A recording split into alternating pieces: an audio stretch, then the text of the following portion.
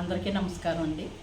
కొంతమంది ఉన్నారండి, ఇంట్లో ఏ రకంగా కక్ష తీర్చుకోవాలి, ఏ రకంగా సాధించాలి, ఇంట్లోనూ తప్పు ఏమీ ఉండదండి. ఉట్టు పుణ్యాన్ని అంటే ఎదరోడి పెళ్ళాన్ని పోల్చుకుంటాడు.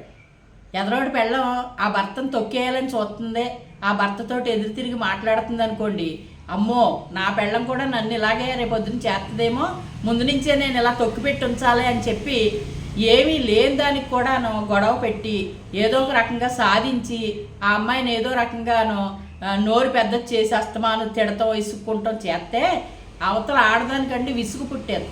విసుగు పుట్టేసి ఏమనిపిస్తుందంటే ఇతని ఇంట్లో లేకపోతే బాగుండు అన్న భావాలు వాళ్ళకి వచ్చేస్తాయండి. ఎప్పుడు కూడా కామ్గా ఉండాలి సంసారం అనేది. తిట్టుకోవటం కొట్టుకోవటం సహజంగా ఎప్పుడైనా జరిగినా దాన్ని ఆ 10 నిమిషాలు తప్ప తర్వాత ఏది పెట్టుకోకూడదు. ఇది కాపురం కదా. ఈ కాపురంలో కలతలనే ఎక్కువ రోజులు ఉండకూడదు. వచ్చినట్టు పోవాలి తప్ప ఏదో కొత్త నీరు వచ్చి పాత నీరు కొట్టుకుపోయింది అన్నట్టు మనం కొత్త దానిలాగా మళ్ళీ ఆలోచించాలి తప్ప పాతదాన్నే తవ్వుకుని గొడవలో ఇంట్లో పెంచుకునేలా ఉండకూడదు. ఏమంటే ఆ ప్రతి ఆడవాళ్ళు ఒకలాగా ఉండాలని లేదు, ప్రతి మగోడు ఒకలాగా ఉండాలని లేదు. విభిన్న మనస్తత్వాలు గల మనుషులు ఉంటారు మన మధ్యలో.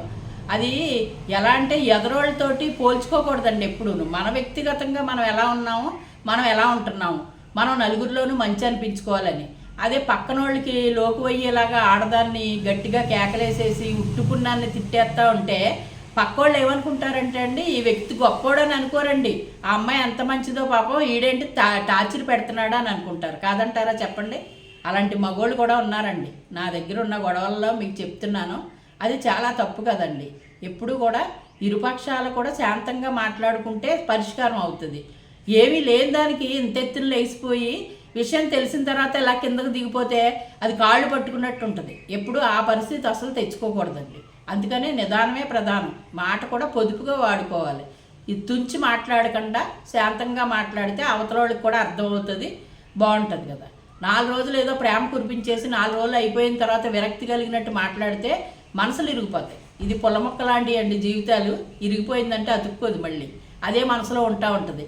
అందుకని అంతవరకు తెచ్చుకోకూడదు. ఎవరు కూడా చాలా ప్రశాంతంగా కూర్చుని భార్యాభర్తలు అనేది సఖ్యత గురించి మాట్లాడుకోవాలి తప్ప సమస్యను పెద్దది చేసుకునే దిశగా మాట్లాడుకోకూడదు.